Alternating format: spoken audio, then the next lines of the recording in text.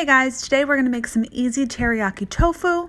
So in this cast iron pan, I'm adding a tablespoon of organic coconut oil, if I can get it out of my spoon, and just use the rest to rub on my hands since it's winter time. Once that's all melted, I have made some baked tofu from the Colorful Kitchens cookbook. I made that last night and I put it in the fridge, so all I had to do was saute this up and fry it up a little bit with this coconut oil. That way I was one step ahead for dinner.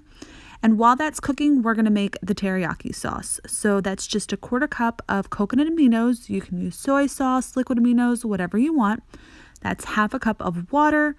Make sure that teriyaki or the tofu back there is continuously being stirred around whenever you get a second. That's a tablespoon of cornstarch and just a 1/4 teaspoon of ginger. You can ground up to a teaspoon of fresh ginger, but I didn't have any, so this works just as well. And stir that up until it's all incorporated. So just remember to continuously stir that tofu around. You don't want it to burn. It's already fully cooked, so I'm just trying to crisp it up just a little tiny bit. And once all of that cornstarch has dissolved, I'm going to add 5 tablespoons of a liquid sweetener. I used agave. If you're not vegan, you can use honey or maple syrup if you'd like.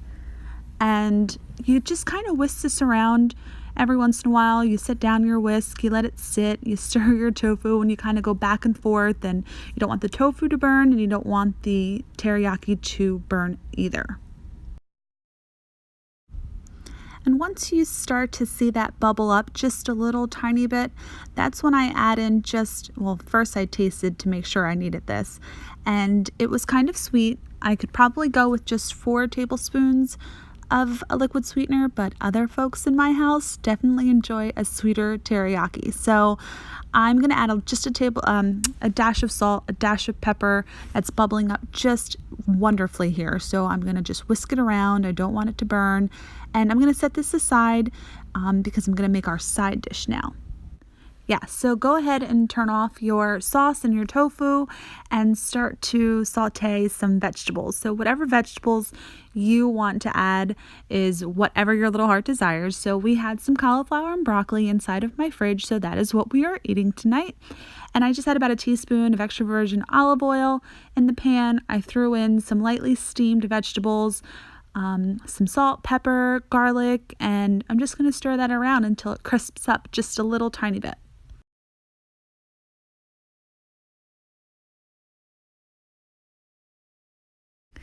So I'm just going to show you here how the teriyaki is really starting to thicken and it looks so great. We're going to pour it right over top of the tofu that is on very low heat in our cast iron pan because the pan's still hot. And I want to kind of just incorporate this so that the tofu really takes on that teriyaki flavor.